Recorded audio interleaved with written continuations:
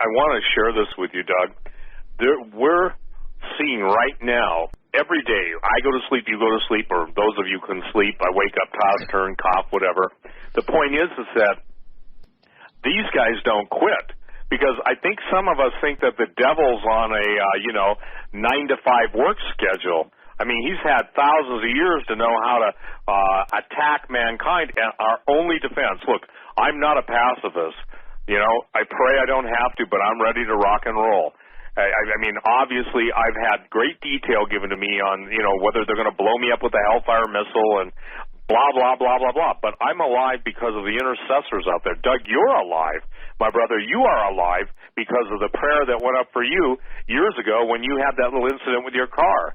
And I can tell you, ladies and gentlemen, Doug and I have had some pretty powerful people really, really, how should I say this, give us more than just underlying threats.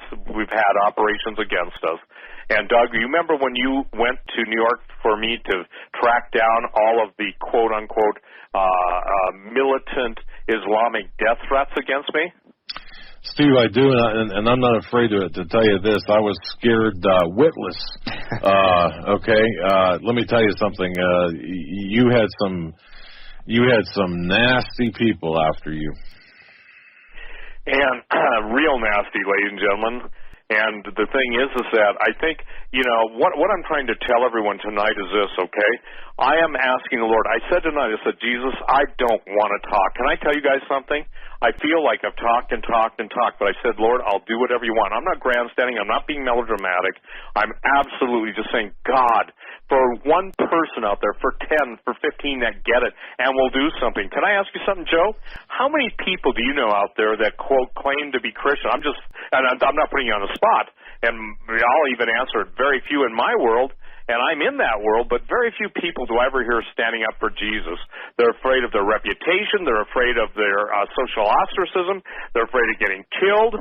They're afraid of everything. But this is what's important. Perfect love casts out fear, and the perfect love of God manifested through Jesus. I can't fight this stuff in my own strength, neither can you guys. But by the grace of God, we can.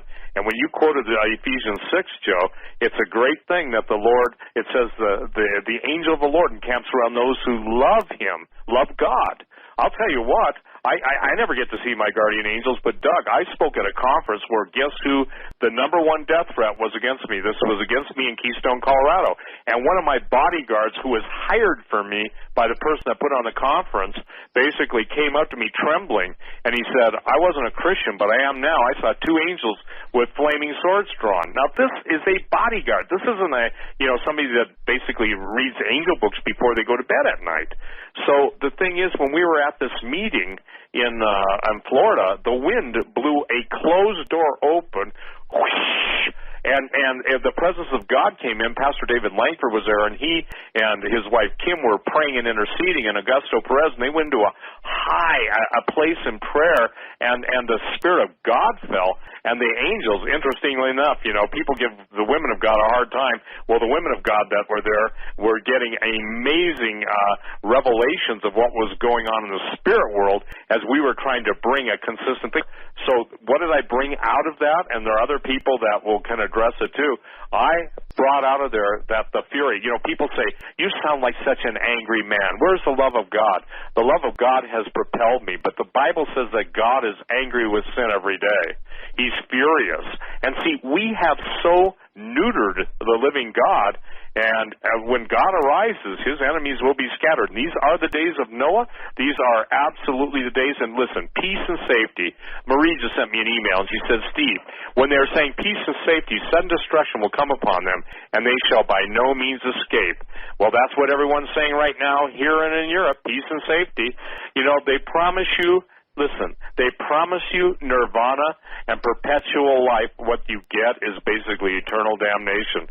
It's kind of like, I don't know if you guys ever saw the Mad magazine cover years ago. It showed a Santa Claus, and when the Santa Claus suit was being taken off, you had the devil with his horns and everything else coming out of the Santa Claus suit. It means things are not as what they seem.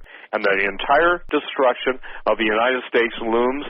I'm not making this up. I'm not melodramatically, using a metaphor for a license to embellish. It is so late And I can tell you guys that I believe that's what compels you, Doug Hagman, you, Joe Hagman, me, and others to continue on, knowing that any minute, you know this, you guys, you probably have it, like when you're squeezing a trigger, you don't pull the trigger, you squeeze it. There comes that time when you feel it, and bam, the weapon is fired. Well, that's what people are sensing. And Steve, and I got to tell you something, Steve. I'm humbled by everything you said. Both Joe and I are very humbled by everything you said. And I got to tell you, and folks, this is not a mutual love fest. This is fact. And I got to tell you something. Of all the people that I've ever had the pleasure to know, Steve is the most genuine person that I know. And I have personally witnessed, not with my eyes, but been told this.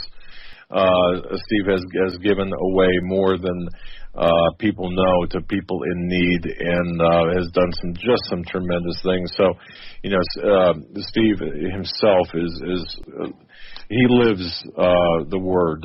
And one of the things he said last time he was on a couple weeks ago that really stuck with me was, have you fed the homeless? Have you clothed the needy? And the works that you have done, and that is very important.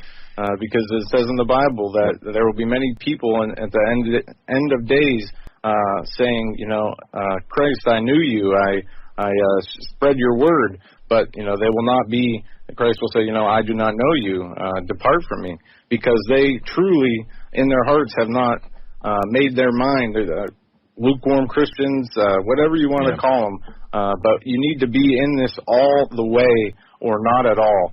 That's the only way to be, or the punishment will be so much worse. Yeah, exactly. Hey, you guys, I have a new statement. Literally, most people need their wallet circumcised, because the deal is the central nervous cord in most people runs from the brain to the wallet. And here's what I don't understand.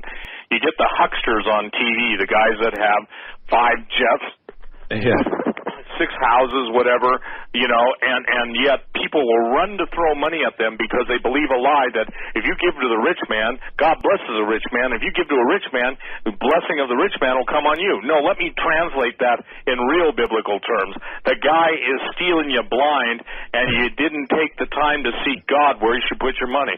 Put it into a fertile field. And I got to tell you something. When I don't bet on horses, but you usually bet, and I'm using this as a metaphor. Someone will say, yeah, Quayle's playing horses. No, and I don't make book or take book. But as a metaphor, you always want to be. When we come to Jesus, we're already on the winning team. He's conquered death, hell, and the grave. He's ascended. People say, I don't believe it. Well, I tell you what. Don't believe it, but it's to your damnation, because if you'll openly honest your heart and say, God, if you're real, reveal yourself to me. Jesus, I want to know you. I don't know you. Help. I tell everybody the most important word under heaven at this time in the earth, at this time in destiny and of destiny of nations is help, Lord. H-E-L-P. His everlasting promise, His everlasting presence, His everlasting power, His everlasting purity. The things that we so lack, God is capable, able, and more than willing. I want to say something. It's a good thing God's generosity to all of us isn't reflected in the people who are cheapskates. Now, saying that, I have some people that are the most generous people, you guys. I nicknamed one of my best friends, and he is a best friend because he's won my heart in his giving. I call him Cornelius II. This is a guy, Doug. I'm actually, telling him, and my wife is going crazy. I said, Brother Cornelius, you and I need to go to the Salt Flats and hit 300 miles an hour in an Audi just to say we've done it. And he gets a chuckle out of that. But every time I would make a need, I'm not talking about my needs, okay? God has met my needs, and people have generously, supported me through their sales and stuff. I'm talking about others' needs. Man, the guy runs to meet the need, okay? He runs to meet the need. And God bless you, Cornelius. And just as the Bible and Acts records Cornelius and his generosity, so have I been touched by this man. And I've got friends, JD and JP, and so many people, JP in Colorado, that have been absolutely giving and giving so that others might hear the gospel. Look, the bottom line is, you guys, is that it absolutely astounds me that people don't understand they're going to lose everything. I fight with people. I fight with people who've lost $300,000, $400,000, $500,000. I don't mean physically fight. I mean verbally. And they tell me, well, why should I listen to you now? I said, if you would have listened to me then. And some of them call me and say, I wish you would have listened. And then they get mad at me, Doug, because I wasn't twisting their arm enough. So what I'm trying to say to people, listen, here's it, you guys. I have the inside scoop, and this isn't that stuff, well, I can't tell you. Here's the bottom line. They are going to drive the price of food so high that people will be willing to sell their birthrights. It'll be available. But why not get it now? And if you go on Dry Harvest website, it's the largest calorie count. It's all real meats. It's no soy, so you can still have men growing up and not emasculated wannabes. You've got. There's more calories. There's more true calories, pure protein count, and it's got everything from canned cheese. Everything. Everybody else's food units, they don't have enough meat. They don't have enough protein, and that's what costs the most of anybody's budget if you look at it. So please, ladies and gentlemen, go to Dry Harvest. And for those that don't have the internet, if you want to call Ryan, he's a sales manager. Call him at 406-581-1082. His number's on the Dry Harvesting. And Doug, I'm telling you this, I'm now, I've sold gold and silver for 35 years, but now I'm telling people, food. Take some of your profits and make sure you got food, and not just for yourself, okay? Feed your neighbors. You feed your neighbors. A hungry neighbor is going to protect you. A fed neighbor will protect you. A hungry neighbor is not going to be that, trustworthy of a companion. You've got to win your neighborhoods. Win them one neighbor at a time. But, when you start showing people you love and care for them, they notice it, and that's when people are going to be able to stand together. But, Joe, we are in the time of building an ark, and by the grace of God, I pray people get the lateness of the hour, because for 20 years on talk radio, I've been trying to do it, and I got to be blunt with you. Only God knows the results. I don't.